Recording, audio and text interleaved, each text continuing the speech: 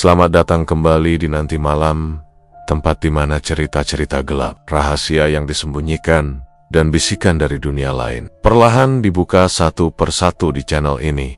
Kita tidak sekadar bercerita, kita mengajak kalian menyusuri sisi gelap kehidupan manusia, tentang ambisi, keserakahan, dan pilihan-pilihan terlarang yang seringkali dibungkus dengan ritual, pesugihan, dan perjanjian tak kasat mata.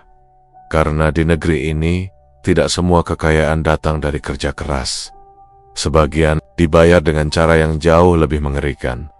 Malam ini, aku ingin mengajak kalian masuk ke sebuah desa kecil. Desa yang tampak biasa di siang hari, namun berubah menjadi tempat yang penuh teror. Saat malam Selasa Kliwon tiba, di desa itu, ada sebuah kandang ternak. Kandang sapi yang setiap malamnya selalu terang, bahkan ketika seluruh rumah warga telah memadamkan lampu. Tidak ada yang berani bertanya, dan tidak ada yang banner-banner ingin tahu tentang apa yang sebenarnya dipelihara di dalamnya. Warga hanya tahu satu hal, sejak kandang itu berdiri, pemiliknya mendadak kaya, uangnya mengalir deras. Namun, di saat yang sama, satu persatu, kejadian aneh mulai terjadi. Suara bayi menangis dari kandang kosong, aroma amis yang muncul tanpa sebab, dan sapi-sapi yang terlihat sehat, padahal tidak pernah diberi makan. Konon katanya, kandang itu bukan sekadar tempat beternak, melainkan tempat persembahan, tempat di mana arwah lapar disusui, dan darah dijadikan pengganti doa. Inilah kisah tentang pesugihan kandang darah, tentang ternak yang dijadikan tumbal, tentang perjanjian yang hanya berlaku pada satu malam keramat. Malam Selasa Kliwon, siapkan diri kalian, pastikan menonton di tempat yang terang. Don't engage, tidak semua cerita di Nanti Malam hanya sekadar fiksi, karena siapa tahu kandang itu pernah ada, atau masih ada hingga sekarang. Inilah cerita berjudul Ternak Tumbal Malam Selasa Kliwon.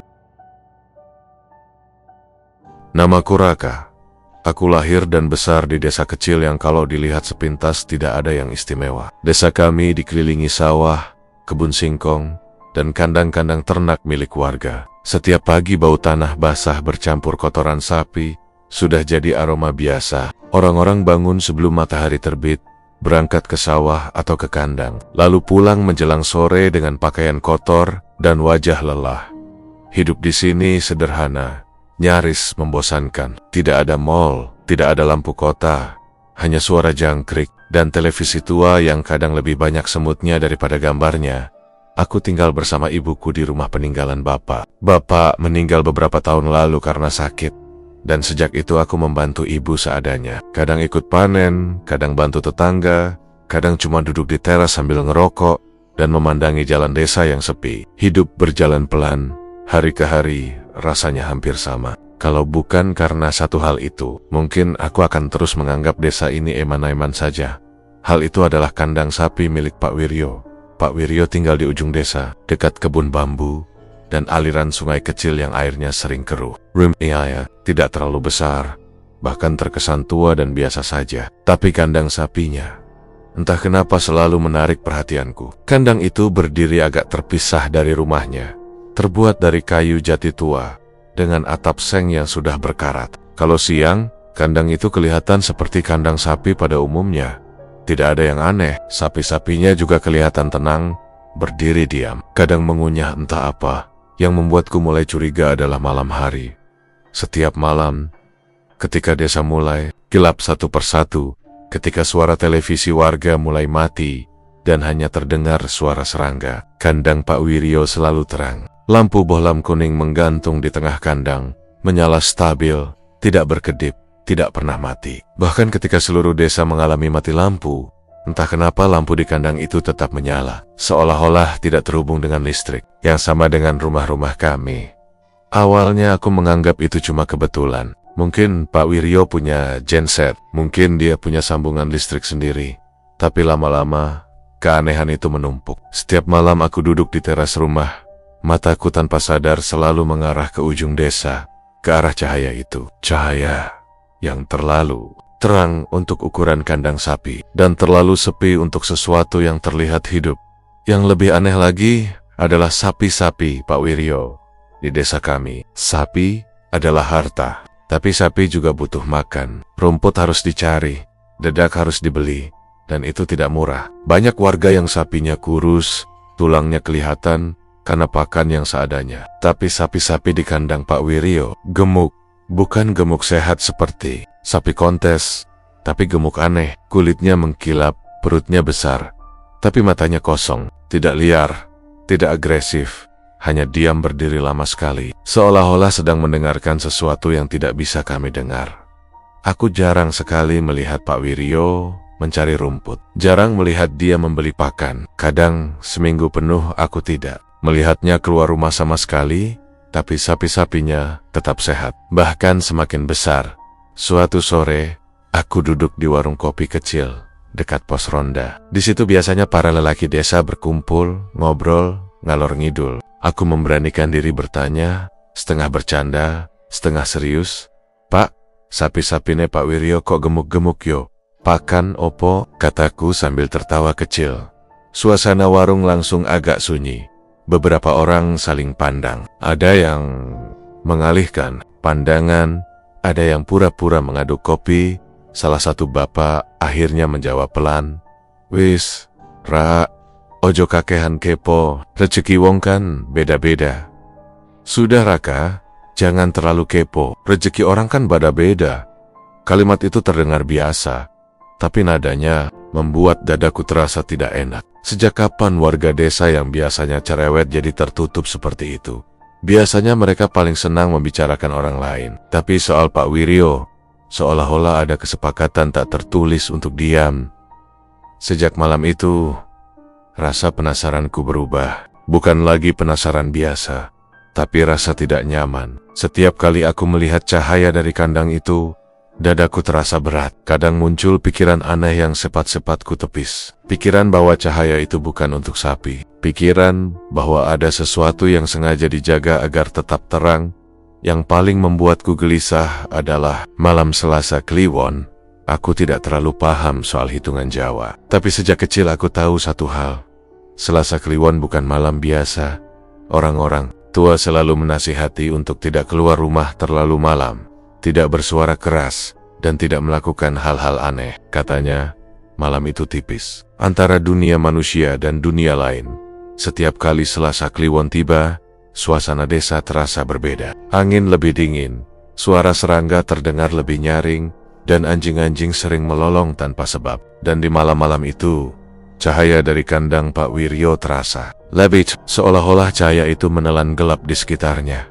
Suatu malam Selasa Kliwon, aku tidak bisa tidur, bukan karena suara atau mimpi buruk, tapi karena perasaan gelisah yang tidak bisa dijelaskan. Aku bolak-balik di kasur, sampai akhirnya duduk di dekat jendela. Dari situ, aku bisa melihat cahaya kandang Pak Wiryo dengan jelas. Lampunya menyala terang seperti biasa.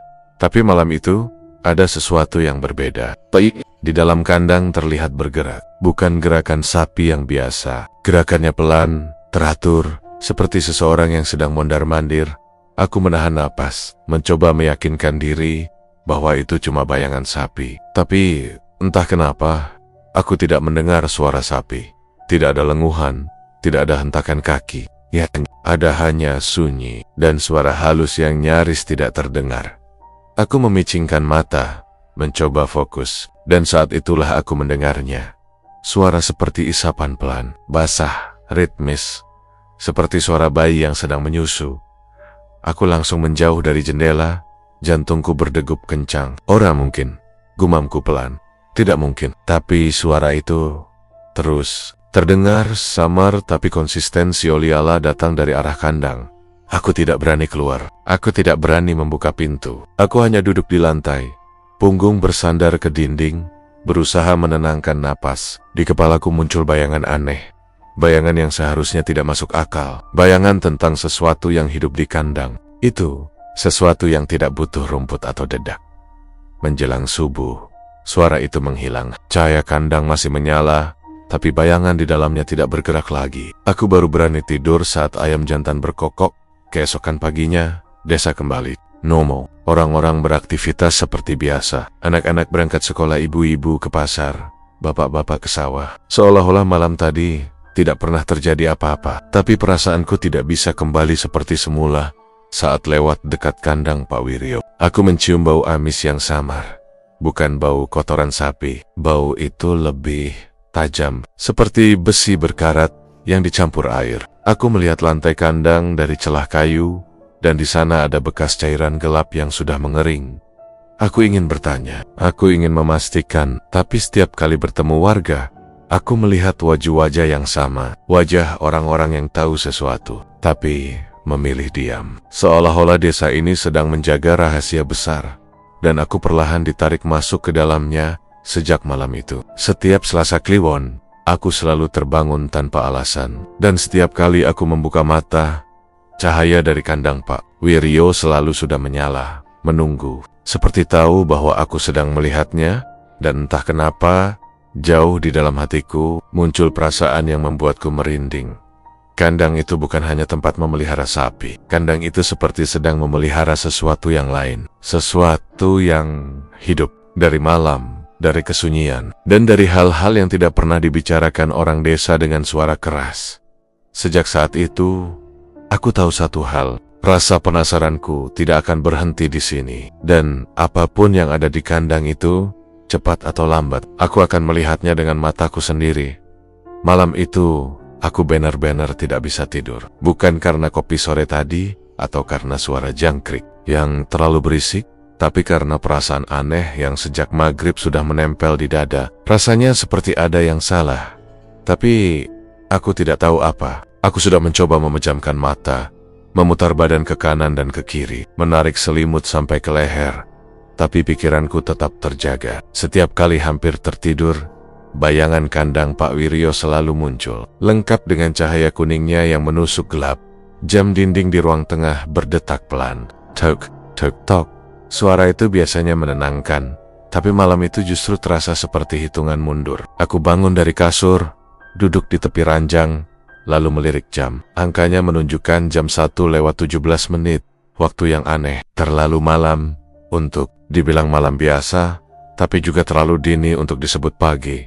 Udara terasa lebih dingin dari biasanya. Angin masuk lewat sela-sela jendela kayu, membawa bau tanah basah dan sesuatu yang samar-samar amis. Aku mengira itu hanya perasaanku saja. Aku berdiri, berjalan pelan ke ruang tengah, lalu duduk di kursi kayu dekat jendela. Dari situ, aku bisa melihat langsung ke arah ujung desa. Dan seperti sudah kuduga, lampu kandang Pak Wiryo menyala terang. Cahaya itu tidak berkedip, diam, stabil, seolah-olah sengaja dibiarkan menyala untuk dilihat siapa saja yang terjaga. Aku menghela napas pelan, mencoba menenangkan diri. Mungkin aku cuma terlalu mikir, gumamku. Tapi kalimat itu bahkan tidak terdengar meyakinkan di telingaku sendiri. Aku hampir bangkit untuk kembali ke kamar, ketika tiba-tiba suara itu muncul. Awalnya sangat pelan, nyaris seperti suara angin yang menyentuh dedaunan. Aku mengernyit, memiringkan kepala, berusaha memastikan apakah aku benar-benar mendengarnya atau hanya halusinasi karena kurang tidur. Suara itu datang dari arah kandang. Irama yang aneh, teratur, seperti sesuatu yang dihisap. Aku menahan napas. Suara itu semakin jelas. Slurp, slurp. Jantungku langsung berdegup kencang. Itu bukan suara sapi mengunyah. Aku sudah hidup di desa ini seumur hidupku. Aku tahu persis suara sapi. Aku tahu suara manusia. Tapi suara ini bukan keduanya. Suaranya basah, pelan, dan punya ritme yang membuat perutku terasa mual. Itu suara bayi menyusu.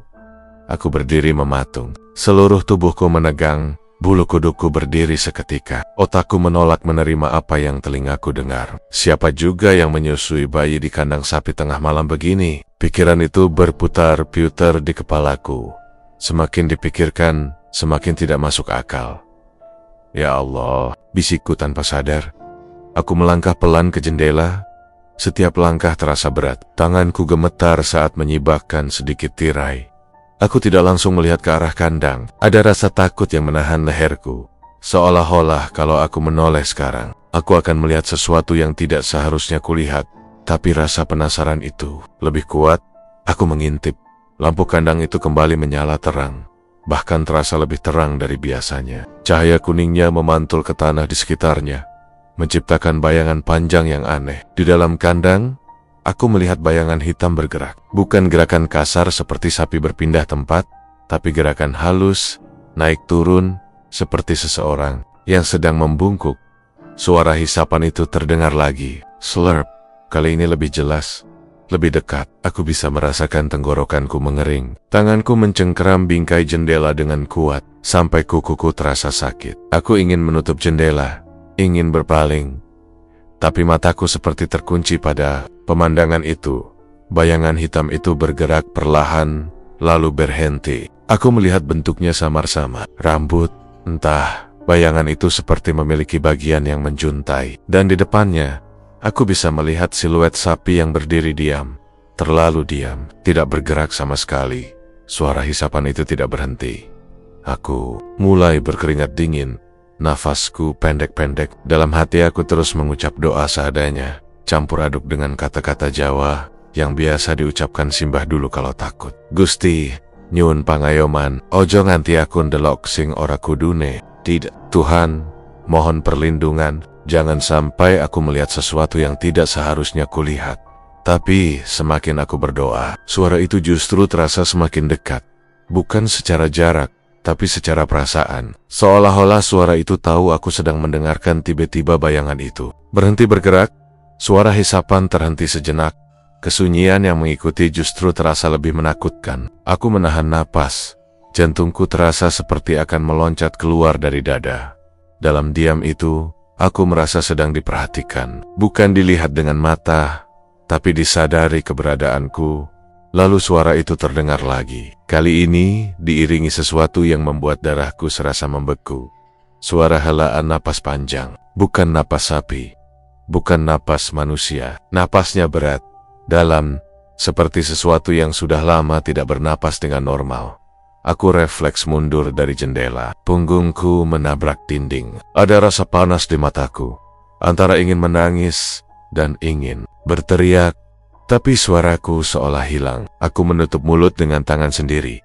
Takut kalau sampai mengeluarkan suara sekecil apapun dalam kepalaku. Bayangan-bayangan buruk mulai bermunculan. Cerita-cerita yang dulu hanya kudengar sepintas dari orang tua.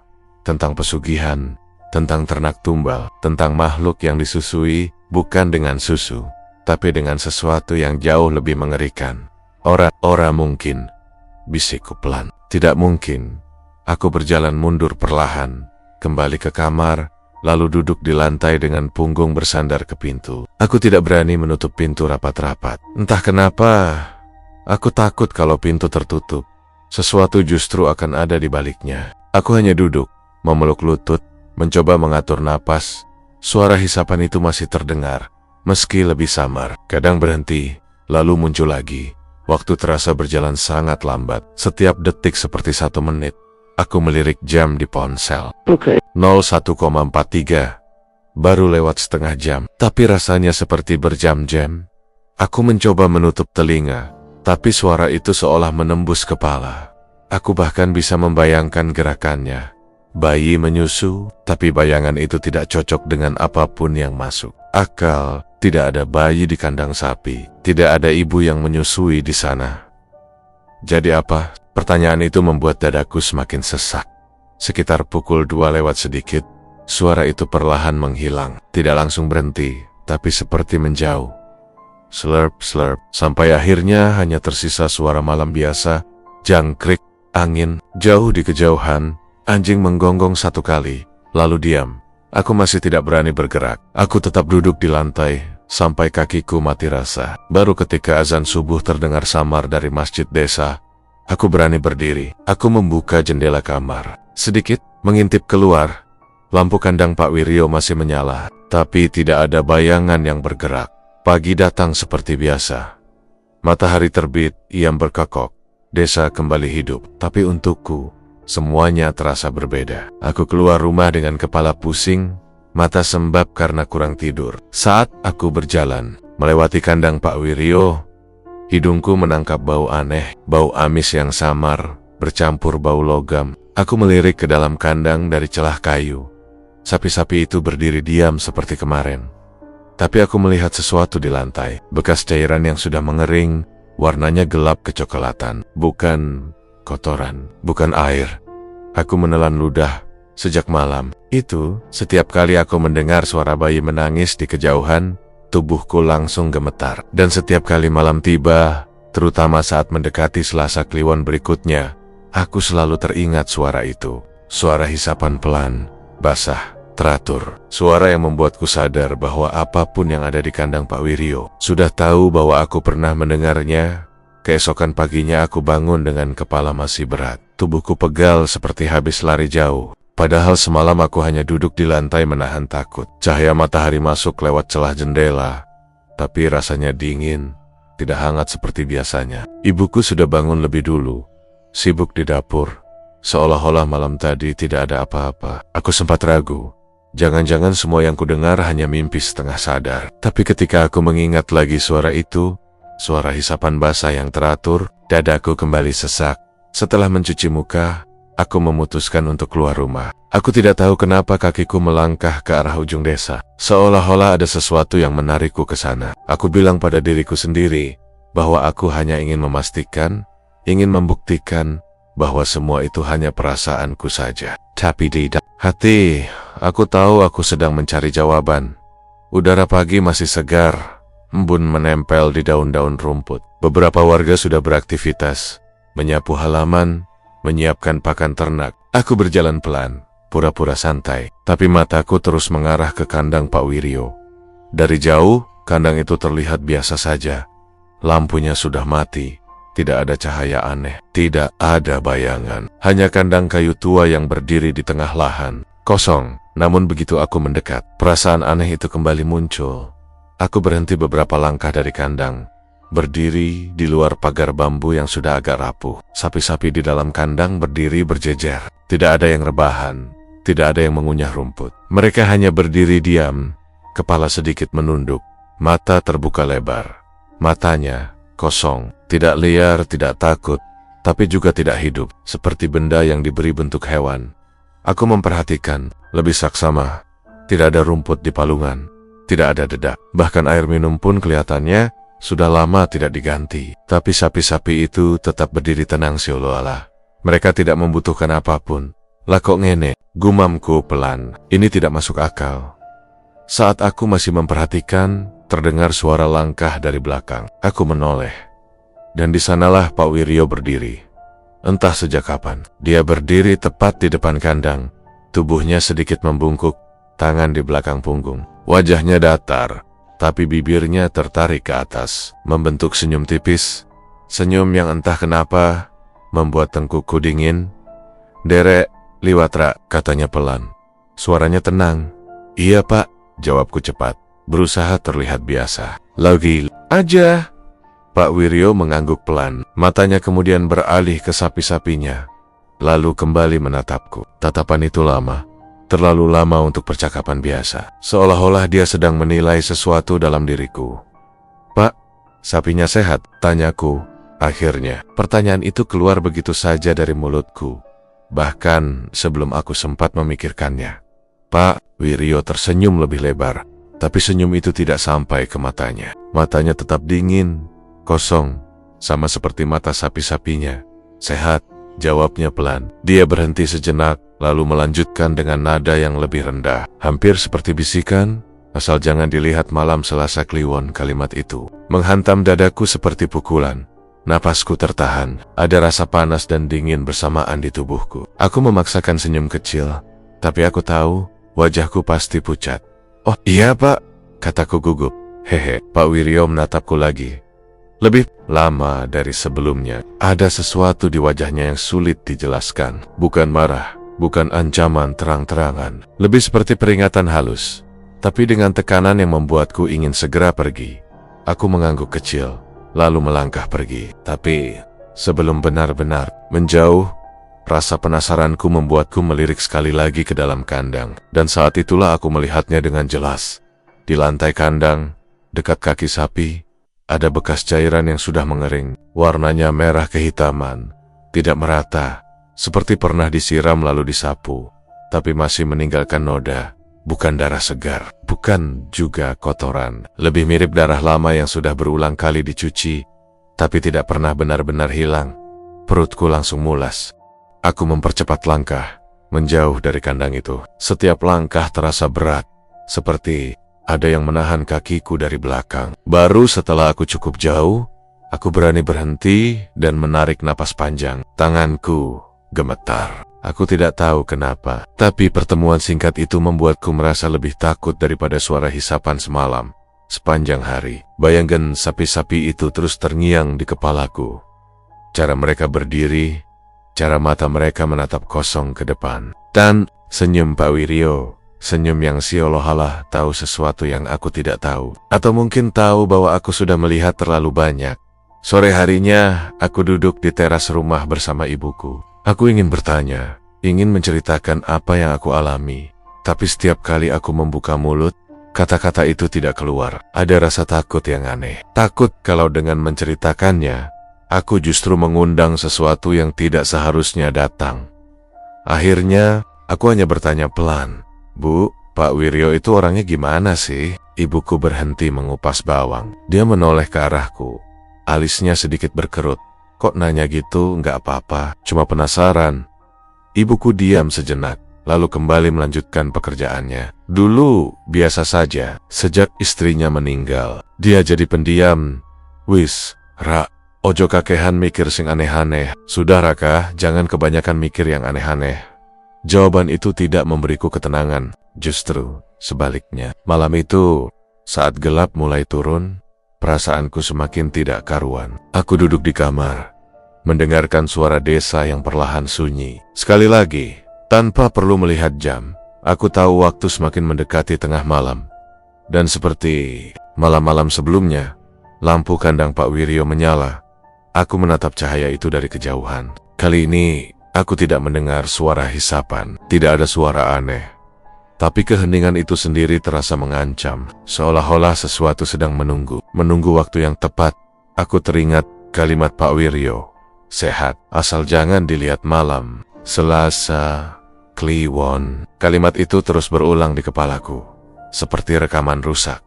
Kenapa dia bilang begitu? Kenapa Sioleola ada aturan tertentu? Kenapa sapi-sapinya tidak mau makan seperti ternak biasa? Aku teringat cerita-cerita lama tentang pesugihan, tentang orang-orang yang memelihara sesuatu bukan untuk disembelih, tapi untuk memberi makan makhluk lain, tentang perjanjian yang hanya aktif di hari-hari, tentang tumbal yang tidak selalu berupa nyawa manusia, tapi bisa berupa sesuatu yang lebih halus, lebih licik. Malam itu, aku tidur dengan gelisah. Mimpiku penuh bayangan kandang, sapi, dan cairan merah di lantai. Aku terbangun beberapa kali dengan keringat dingin. Setiap kali terbangun, hal pertama yang kulakukan adalah melihat ke arah jendela, memastikan cahaya itu masih ada. Dan sekali pula, cahaya itu selalu menyala, setia, seolah-olah sedang mengawasiku keesokan harinya. Aku mendengar kabar dari tetangga bahwa salah satu sapi Pak Wiryo sempat mengamuk pagi-pagi buta, meronta, menabrak kandang, lalu tiba-tiba diam bigit saja. Tidak mati, tapi juga tidak bergerak. Seperti patung, tidak ada yang berani mendekat. Tidak ada yang berani bertanya langsung pada Pak Wiryo. Dan saat aku mendengar kabar itu, aku tahu satu hal dengan pasti. Sapi-sapi itu bukan tidak mau makan karena sakit. Mereka tidak makan karena mereka tidak lapar. Karena sesuatu yang lain sudah memberi mereka makan dengan caranya sendiri. Sejak hari itu, setiap kali aku melewati kandang itu, aku selalu menundukkan kepala, bukan karena hormat, tapi karena takut. Takut kalau aku bertatapan mata terlalu lama dengan sapi-sapi itu. Takut kalau di balik mata kosong mereka, ada sesuatu yang sedang melihat balik ke arahku. Dan yang paling membuatku tidak tenang adalah perasaan ini. Kandang itu tidak hanya dia menunggu malam Selasa Kliwon berikutnya. Kandang itu seperti hidup, seperti sedang bernapas pelan, menunggu giliran berikutnya untuk menunjukkan apa yang sebenarnya dipelihara di dalamnya. Malam Selasa Kliwon itu datang lebih cepat daripada yang kubayangkan. Aku duduk di balik pohon pisang di tepi sawah, menahan napas setiap kali angin bergerak, membuat dedaunan bergesekan dan menghasilkan suara yang membuat jantungku meloncat. Rasa penasaran yang selama ini kurasakan sudah berubah menjadi sesuatu yang lebih gelap, lebih menekan, dan semakin sulit kuabaikan. Aku tahu, malam ini aku akan melihat sesuatu yang seharusnya tidak kulihat. Tapi kaki ini tetap melangkah, tanpa bisa kubendung. Rasanya seperti ada tarikan halus, tapi kuat, dari ujung desa ke arah kandang Pak Wiryo. Jam menunjukkan pukul 02.00.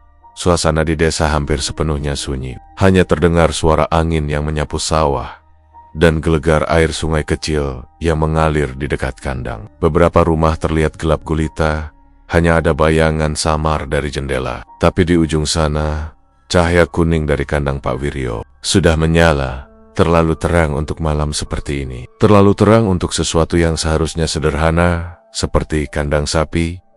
Aku menahan napas ketika melihat Pak Wiryo keluar dari rumahnya dan berjalan pelan menuju kandang membawa ember. Besi yang berkilau samar terkena cahaya lampu. Ada sesuatu dalam gerakannya yang tidak wajar. Tidak seperti manusia biasa yang membawa ember berisi air atau pakan ternak. Langkahnya pelan, tapi setiap pijakan terasa pasti, seolah sudah diatur oleh sesuatu yang lebih besar. Aku menggigit bibir, menelan ludah, dan menunduk di balik pohon pisang, berharap dia tidak melihatku. Tapi entah kenapa, aku yakin dia tahu aku ada di sana.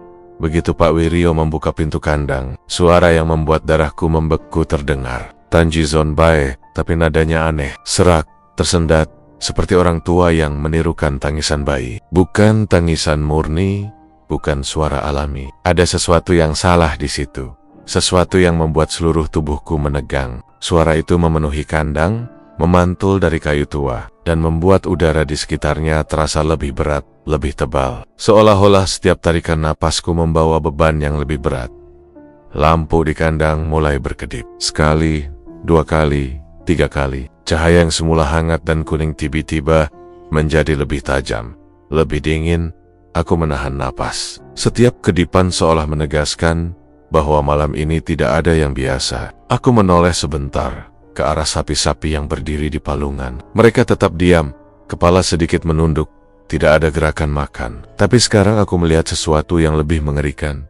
Salah satu sapi, yang biasanya tampak normal, ambingnya digerakkan perlahan oleh sesuatu yang tidak seharusnya ada.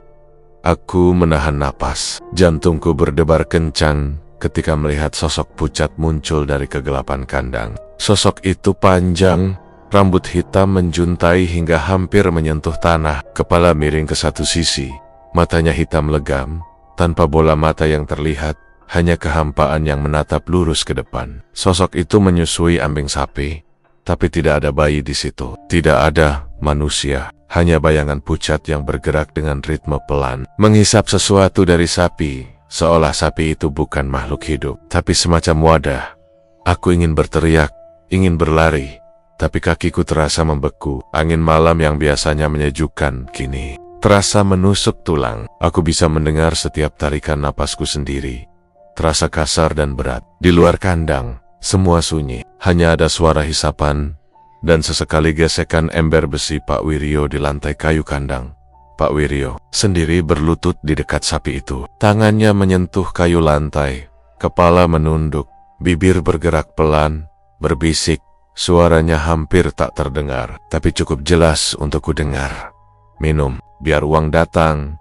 Minum, biar rezeki lancar. Kalimat itu berulang, diulang terus-menerus, seperti mantra yang dikucapkan untuk membuka sesuatu yang tidak kasat mata. Aku bisa merasakan hawa dingin yang keluar dari kata-kata itu, membalut udara malam, membuat bulu kudukku berdiri semakin tinggi. Aku menunduk lebih dalam ke balik pohon, mencoba menenangkan diri. Tapi semakin aku mencoba menenangkan diri, aku semakin sadar bahwa aku sedang menyaksikan sesuatu yang melampaui logika.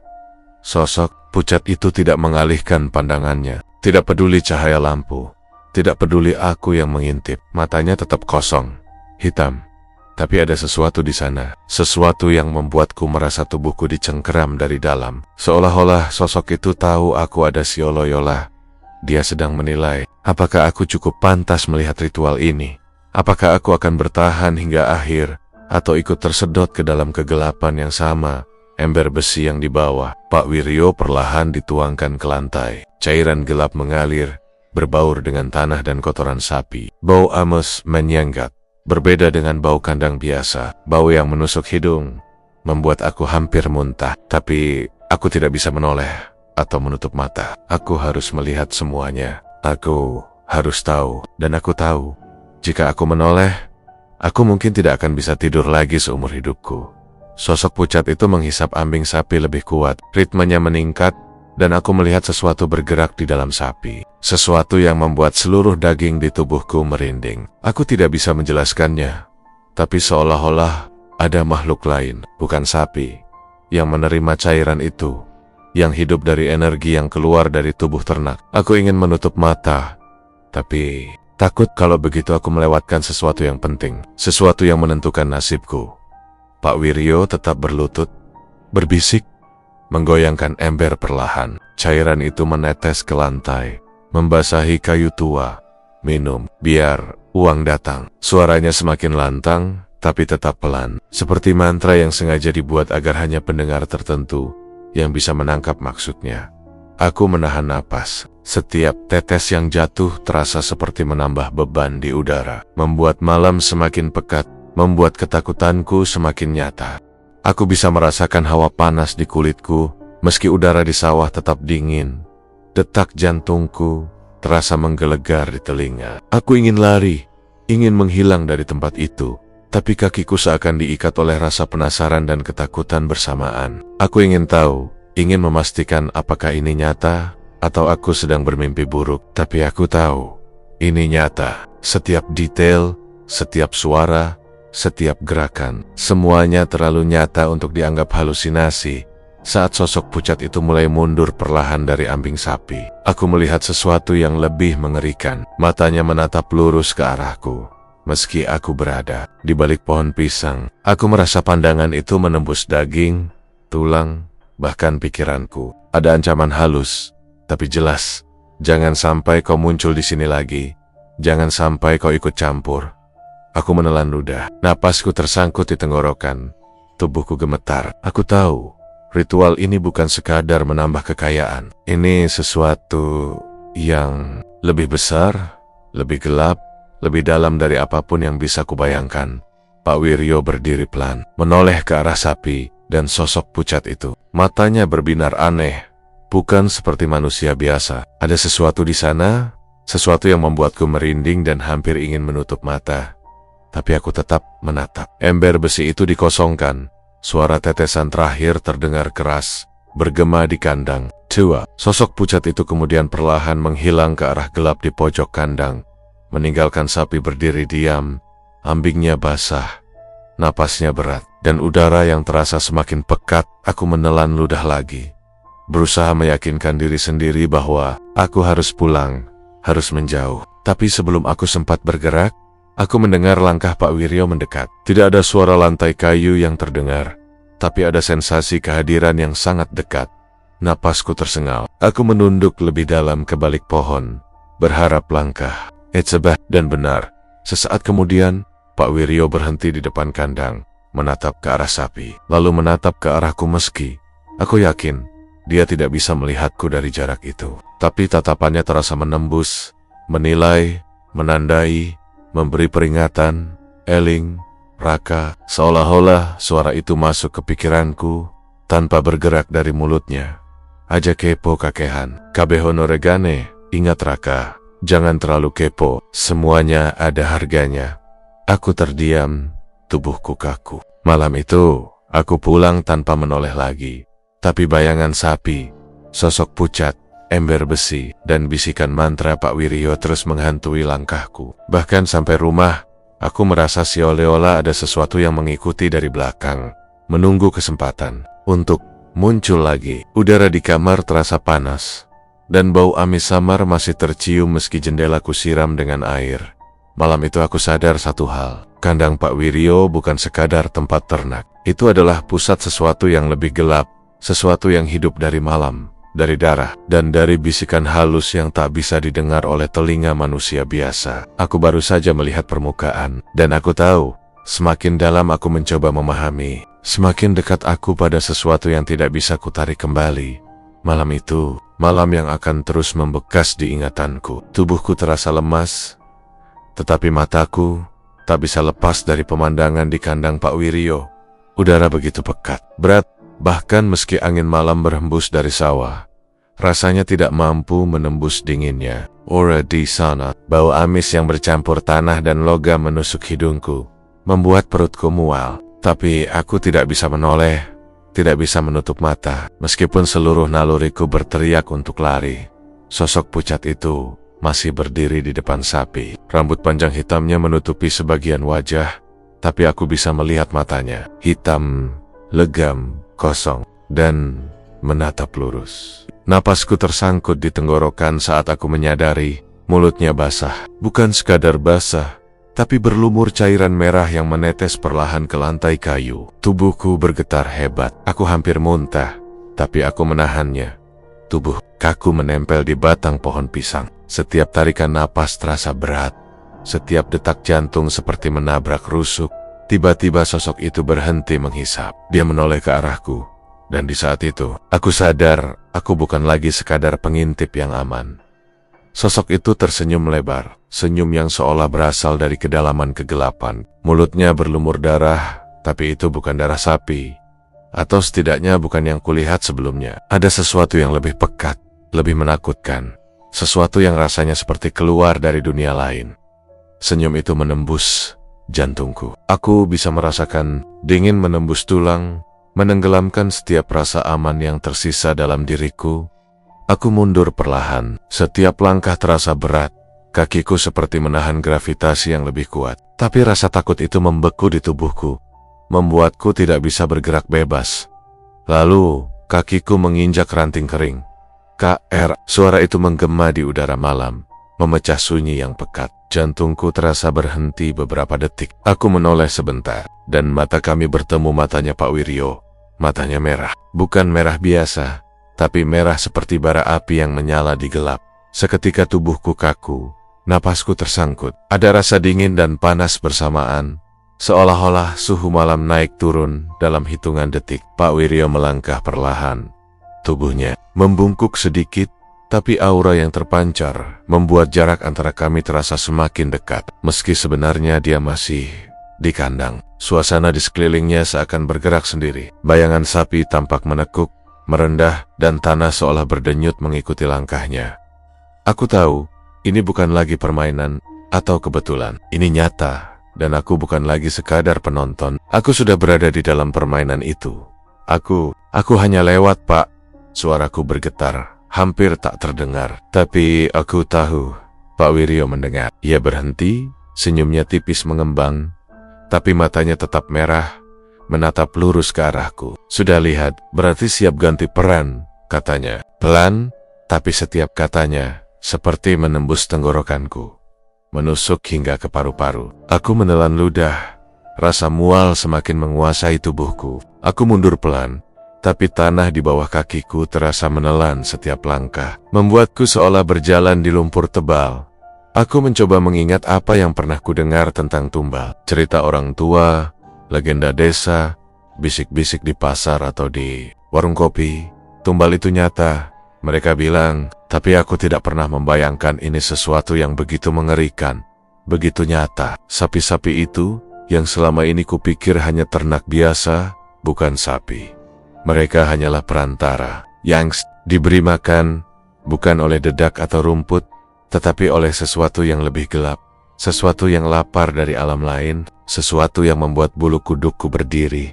Aku mundur lagi, mencoba menahan napas. Suara hisapan basah itu kembali terdengar, tapi kali ini lebih dekat, lebih jelas, lebih menyeramkan. Aku bisa merasakan ritme itu, ritme yang bukan milik manusia, bukan juga milik hewan, ritme yang hidup. Sesuatu di dalam kandang sedang diberi makan, tapi bukan oleh tangan manusia. Sosok pucat itu, tubuhnya pucat seperti lilin, menunduk pelan ke sapi, lalu menoleh ke arahku lagi. Aku bisa melihat matanya, hitam legam, dalam, kosong, tapi menahan sesuatu yang tidak bisa kulihat. Sesuatu yang mengalir melalui udara, melalui bau, melalui gelap, dan masuk ke dalam pikiranku. Aku ingin lari. Aku benar-benar ingin lari, tapi kakiku terasa tertanam ke tanah. seolah akar pohon pisang menahan tubuhku. Nafasku tersendat, dada terasa sesak. Aku menelan ludah tapi rasa mual itu kembali menyerang. Kali ini lebih kuat. Bau amis yang pekat bercampur tanah, bercampur sesuatu yang lebih tidak bisa dijelaskan, membuat perutku bergejolak. Aku menutup mulut dengan tangan, mencoba menahan suara yang ingin keluar. Tapi suara itu tetap terdengar di kepalaku. Sebut mantra atau bisikan, entah dari siapa atau apa. Pak Wiryo tetap di sana, berlutut, ember besi di tangan, meneteskan cairan gelap ke lantai kayu. Sosok pucat itu tetap menghisap ambing sapi. Tidak ada gerakan yang berubah, tidak ada suara sapi, tidak ada suara manusia, hanya suara hisapan yang aneh, serak, dan berat. Aku tahu, jika aku menatap lebih lama, aku mungkin akan pingsan atau kehilangan akal sehat. Tapi aku tidak bisa menoleh, aku tidak bisa berhenti menatap, karena setiap gerakan, setiap detik, membentuk pola yang menempel di kepalaku, mengikat pikiranku, menuntutku untuk mengerti. Tapi aku tidak bisa, dan itu membuatku takut setengah mati. Aku mulai mundur pelan, satu langkah demi satu langkah. Suara ranting kering yang kudinjak terasa seperti gong besar. Pak Wiryo menoleh.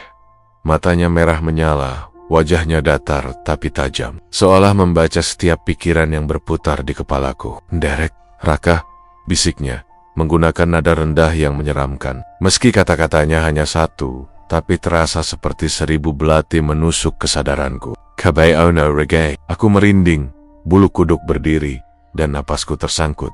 Aku ingin lari, tapi kaki terasa mati rasa. Aku tahu, kalau malam ini, aku tidak bisa mundur begitu saja. Sesuatu telah menandai aku, sesuatu yang membuat aku terikat pada ritual itu. Kandang tumbal ini bukan sekadar tempat, bukan sekadar malam Selasa Kliwon. Ini adalah pusat energi gelap, pusat perjanjian, pusat kelaparan yang tidak terlihat oleh mata manusia biasa. Dan aku sudah melihatnya. Aku menahan napas, mencoba menenangkan diri, tapi bau, suara, dan aura malam itu menembus kulit, menembus tenggorokan, menembus ke dalam tulang. Setiap detik terasa lebih lama dari biasanya. Waktu seakan berhenti. Sementara mata, telinga, dan pikiranku terperangkap pada apa yang kulihat. Sosok pucat itu menoleh sekali lagi. Kali ini matanya seperti menelanjangi jiwaku, menelanjangi semua ketakutanku yang tersembunyi. Dan aku merasakan panas dingin yang tidak bisa dijelaskan, seperti tubuhku terseret oleh gelombang energi yang tidak kasat mata. Ember besi meneteskan cairan terakhir, dan sosok itu mundur perlahan, menunduk ke lantai, lalu menghilang ke sudut gelap kandang. Sapi itu tetap berdiri, ambing basah, napasnya berat, matanya kosong, dan Pak Wiryo berdiri, menatap ke arahku. Senyum tipisnya kembali muncul, matanya merah, dan udara di sekelilingnya terasa bergetar, seperti alam semesta menunggu langkahku berikutnya. Aku tahu, malam itu, aku tidak akan bisa tidur. Aku tahu, aku telah melihat sesuatu yang nyata, sesuatu yang selama ini hanya ku dengar dalam cerita orang tua, dan yang lebih menakutkan, aku tahu, tumbal itu nyata. Sapi hanyalah perantara. Yang diberi makan bukan ternak, bukan manusia, tapi arwah lapar dari alam lain, yang menuntut, yang haus, dan yang selalu menunggu. Di kandang darah Pak Wiryo, malam itu, saat aku keluar dari bayangan pohon pisang, tubuhku seolah tidak lagi kuasa mengendalikan langkah. Jantungku berdegup kencang, paru-paruku terasa hampir meledak, dan napasku tersangkut di tenggorokan setiap kali aku mencoba menghirup udara. Aku lari tanpa arah jelas, hanya mengikuti insting, meninggalkan sawah basah oleh embun dan suara jangkrik yang seolah mengejek keberanianku. Setiap kali kakiku menginjak ranting kering, keerak, suara itu terdengar menggema, seolah menandai jejakku, seolah alam malam ikut mengawasi. Tapi yang lebih menakutkan adalah suara lain, langkah berat yang terdengar di belakangku, seirama dengan degup jantungku. Aku menoleh sekilas, tapi hanya gelap yang menyambut. Tidak ada manusia, tidak ada sapi, hanya gelap yang terasa hidup. Aku terus berlari, melintasi sawah dan jalan setapak desa, hingga akhirnya tersadar bahwa aku tidak tahu kemana harus pergi. Nafasku habis, tubuhku lemas, tapi rasa takut menahan kaki ini untuk berhenti. Setiap kali aku menoleh ke belakang, aku yakin ada sesuatu yang mengikuti, sesuatu yang bukan manusia, sesuatu yang bau, pekat, dan penuh niat gelap. Aku ingin berteriak, tapi suara tak keluar. Aku ingin menjerit, tapi lidah dan tenggorokanku serasa ditahan oleh sesuatu yang halus tapi kuat. Seperti tangan tak terlihat menekan setiap kata yang ingin keluar. Sejak malam itu, Pak Wiryo menghilang. Hilang begitu saja, tanpa jejak, tanpa kabar. Kandang yang selama ini menjadi pusat kengerian itu kini kosong. Sapi-sapi yang selama ini berdiri diam, menatap kosong, lenyap, tanpa jejak. Bahkan bau amis yang selalu menempel di udara pun seakan ikut menghilang. Desa kembali terlihat biasa. Orang-orang mulai beraktivitas seperti tidak ada yang pernah terjadi. Tapi aku tahu, semuanya tidak biasa. Aku tahu ada sesuatu yang tertinggal, sesuatu yang menunggu. Beberapa hari kemudian, kabar aneh mulai beredar. Uang Pak Wiryo, tumpukan. Lembaran yang seharusnya hanya dia yang tahu jumlahnya, ditemukan menumpuk di rumah kosongnya. Tidak ada yang tahu dari mana datangnya, tapi jumlahnya jelas lebih banyak daripada yang bisa dihasilkan dari usaha ternak biasa. Warga mulai berspekulasi. Pasti dia kabur karena takut ditangkap atau hutang sana-sini, kata mereka. Tapi aku tahu lebih baik. Aku tahu Pak Wiryo tidak kabur. Dia telah lunas membayar pesugihan itu, tidak dengan uang, tapi dengan sesuatu yang jauh lebih berharga. Sesuatu yang tidak bisa kulihat, tapi bisa kurasakan setiap malam. Yang lebih mengerikan adalah rasa sunyi yang mulai terasa menekan. Sejak Pak Wiryo menghilang, ada bisikan yang muncul di malam-malam tertentu. Bisikan halus yang memanggil, seperti suara perempuan, tapi serak, patah-patah. Aku bangun beberapa kali di tengah malam, jendela kamar terbuka, tapi tidak ada siapa. Pandilu, hanya kegelapan dan suara langkah yang tidak terlihat. Kadang aku mendengar suara tanah tergesek, suara ranting patah, seolah ada sesuatu yang berjalan di luar, mengitari rumahku. Sesuatu yang tidak pernah kulihat, tapi aku tahu ada. Sesuatu yang menunggu. Dan kemudian datang kejadian yang membuat darahku membeku. Kepala desa, Pak Harno, mengetuk pintu rumahku tepat saat senja. Wajahnya datar, serius. "Raka," katanya. Suaranya pelan, tapi menembus seluruh pikiranku. "Aku butuh bantuanmu." Mengenai kandang Pak Wiryo, aku membeku. Hati ini berteriak untuk menolak. Aku ingin menutup pintu dan lari, tapi mulutku serasa kaku. Aku hanya bisa mengangguk pelan. Kepala desa menatapku lama, seolah membaca setiap ketakutan dan ragu yang tersisa. "Kandang itu butuh pemilik baru. Kau harus mengurusnya," katanya. Kata-katanya terdengar wajar bagi siapapun yang mendengar, tapi bagi telingaku, kata-kata itu seperti perintah dari alam lain, seperti bisikan yang menuntut kepatuhan, seperti suara gelap yang menunggu aku datang. Aku menolak. Aku ingin menolak. Aku ingin lari secepat malam itu, meninggalkan sawah, meninggalkan desa. Tapi aku tahu, menolak berarti menghadapi sesuatu yang lebih buruk. Sesuatu yang selama ini terlihat di kandang Pak Wiryo tidak akan berhenti, tidak akan tenang. Aku bisa merasakan aura itu melalui udara, melalui tanah, melalui setiap inci tubuhku. Ada sesuatu yang hidup di sana, sesuatu yang mencari pemilik baru, sesuatu yang haus akan perhatian manusia, yang berani atau mungkin nekat.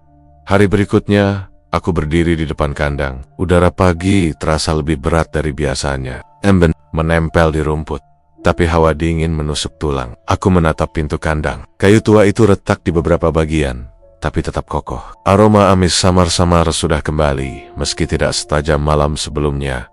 Sapi-sapi tidak ada, tidak sat pun, tapi aku bisa merasakan keberadaan mereka. Atau mungkin sesuatu yang lebih mengerikan yang menyamar sebagai mereka. Suara-suara samar mulai terdengar, seperti desah, gesekan, dan napas berat yang datang dari dalam. Aku melangkah masuk. Hawa di dalam kandang pekat, menekan, seolah menolak kehadiranku. Setiap langkah membuat lantai kayu berderit, dan setiap derit seperti menyala menjadi sorotan mata yang tak terlihat. Aku menutup mata sebentar, mencoba menenangkan diri. "Ojo wedi, Raka, ojo mlebu luwih jero."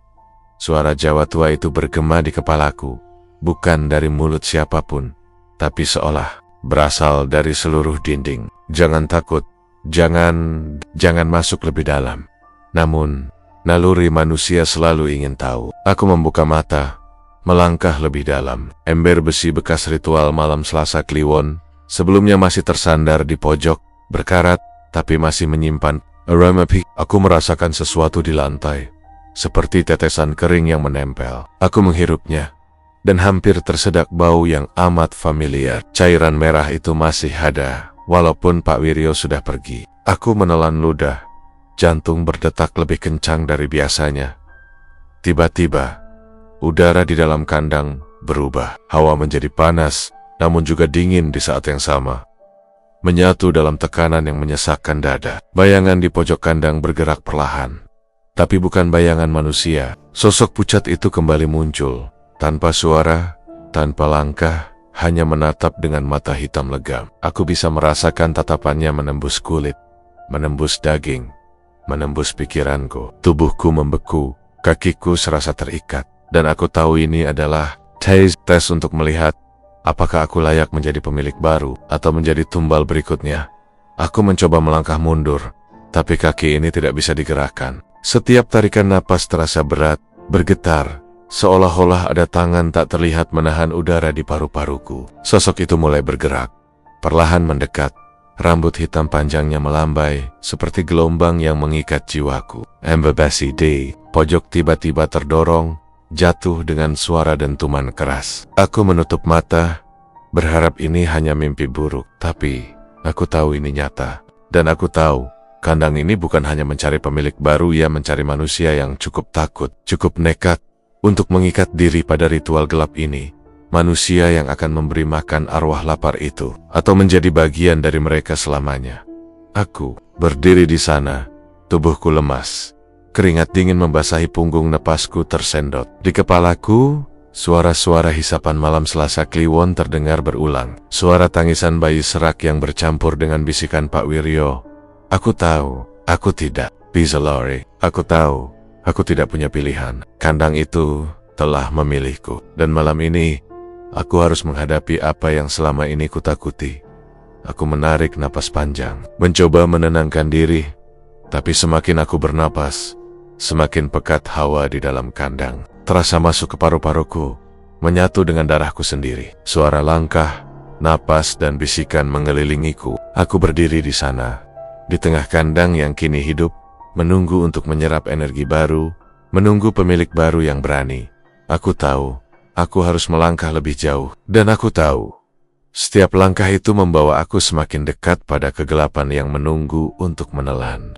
Malam Selasa Kliwon itu datang dengan cepat, lebih pekat dan berat daripada malam-malam sebelumnya. Udara di desa terasa berbeda, seolah seluruh alam ikut menahan napas. Aku berdiri di depan kandang, tubuhku gemetar, napasku tersangkut di tenggorokan. Lampu kandang menyala sendiri. Cahaya kuning pucatnya memantul di dinding kayu yang sudah tua, menciptakan bayangan yang bergerak liar di setiap sudut. Bau amis yang menusuk hidung kembali menyerang. Kali ini lebih pekat, bercampur dengan bau tanah lembab dan sesuatu yang asing, dingin dan gelap. Jantungku berdegup cepat, dan aku sadar, malam ini bukan lagi soal mengintip atau menonton dari jauh. Malam ini aku adalah bagian dari ritual itu. Suara hisapan itu terdengar lagi, tapi kali ini lebih dekat, lebih nyata, lebih menintai. Kali ini aku bisa merasakannya di belakang leherku, seperti napas lembab yang menyapu kulit, menembus bulu kuduk, menembus tulang belakang. Detak jantungku nyaris berhenti ketika aku mendengar bisikan di telingaku. Suaranya serak, patah-patah, tapi jelas sekali. Sekarang giliranmu, biar ternak tetap hidup. Tubuhku membeku. Kakiku seolah melekat ke lantai kayu yang dingin dan basah. Aku menoleh pelan, tapi tidak ada siapapun di belakangku. Hanya kegelapan dan udara yang bergetar, seakan ada tangan tak terlihat menekanku ke bawah. Napasku tersangkut, tapi aku tahu aku harus bergerak. Aku menunduk, dan pandanganku jatuh pada tanganku sendiri. Ember besi yang selama ini kulihat hanya sebagai alat Pak Wiryo, kini ada di tanganku. Ember itu berat, berisi cairan pekat berwarna merah gelap. Bau yang menusuk hidung, bau yang mengaduk isi perutku sendiri. Aku menatapnya, tubuhku gemetar hebat. Rasanya seperti menahan dunia yang ingin menelan seluruh diriku. Ketika aku memandang ke depan, aku hampir tidak percaya pada mata sendiri. Sapi yang selama ini menjadi pusat semua kengerian berdiri di hadapanku, tapi bukan sapi biasa. Wajah itu adalah wajahku sendiri. Kulit pucat, mata hitam legam, tanpa cahaya. Mulutnya basah dengan cairan yang sama dengan yang ada di ember. Tubuhnya gemetar pelan, napasnya berat, seolah menunggu sesuatu. Menunggu aku melakukan sesuatu. Dadaku sesak, dan napasku tersangkut. Tubuhku lemas, hampir tidak mampu menahan diri untuk tetap berdiri. Aku menatap wajah itu. Wajahku sendiri yang menatap balik dengan tatapan kosong dan pekat. Ada rasa panik yang menembus akal sehat. Apakah ini nyata? Apakah ini cermin? Atau aku sedang masuk ke dalam dunia lain? Dunia yang selama ini hanya kulihat dari kejauhan. Sosok sapi itu menunduk pelan. Ambingnya bergerak sedikit, seakan menunggu. Dan aku tahu ini bukan tentang ternak lagi. Ini tentang diriku. Tentang siapa yang menjadi tumbal, siapa yang memberi makan, dan siapa yang akhirnya hilang dalam kegelapan ini. Suara bisikan itu terdengar lagi. Kali ini berasal dari seluruh ruangan. Dari udara, dari lantai, dari dinding, kayu, minum, biar rejeki datang, giliranmu Raka. Tubuhku gemetar. Kakiku mulai menekuk tanpa kusadari. Tangan yang memegang ember bergerak sendiri. Seolah ada kekuatan yang menuntunnya, memaksa aku menuruti ritual ini. Aku ingin menjerit, ingin melepaskan diri, tapi suaraku terkunci. Napasku tersedak. Dan aku tahu, jika aku menolak, sesuatu yang lebih gelap akan menghampiri aku. Sesuatu yang akan membuatku hilang selamanya. Aku menunduk. Air mata menetes di pipiku. Tapi aku tahu ini bukan tentang takut. Ini tentang bertahan. Tentang memahami permainan yang selama ini kusebut horor, tetapi kini menjadi kenyataan. Ember besi itu berat di tanganku. Cairan merah di dalamnya tampak hidup. Berdenyut pelan, seperti ada ritme yang menunggu untuk diteruskan. Dan sapi, wajahku sendiri, menatapku dengan tatapan yang memaksa, menuntut, menagih. Ada Sezio 2D. Dalam matanya yang tidak bisa dijelaskan dengan kata-kata, sesuatu yang berasal dari tempat gelap, di mana manusia tidak seharusnya berada. Aku melangkah pelan, mendekat ke wajahku sendiri, yang kini berubah menjadi sapi. Dan udara di sekeliling kandang bergetar, berputar, menahan napasku dan mengaduk pikiranku. Aku bisa mendengar desah, bisikan, dan suara hisapan yang menyerupai bayi. Serak dan patah-patah, bersatu menjadi satu melodi gelap yang menghantui setiap sel tubuhku. Tubuhku gemetar hebat. Aku tahu, jika aku gagal, aku tidak hanya kehilangan diri, aku akan menjadi bagian dari tumbal itu. Energi yang memberi makan arwah lapar di dalam kandang. Bagian dari siklus yang tidak pernah berakhir. Tangan ini, yang menggenggam ember besi, bergerak pelan menuju ambing. Setiap tetes yang mengenai wajah sapi, wajahku menimbulkan getaran di seluruh tubuh. Ada rasa sakit, ada rasa panik, ada rasa ingin lari. Tapi kakiku tetap terikat oleh kegelapan malam. Ember meneteskan cairan terakhir. Dan saat tetesan terakhir jatuh, wajah sapi itu, wajahku, tersenyum tipis. Tapi senyum itu bukan senyum manusia. Itu senyum sesuatu yang lebih gelap, lebih tua, lebih lapar. Aku menunduk, menahan napas, dan menyadari satu hal. Malam Selasa Kliwon ini bukan sekadar ritual. Ini adalah pertukaran. Aku memberi untuk mempertahankan kehidupan lain. Aku memberi untuk bertahan.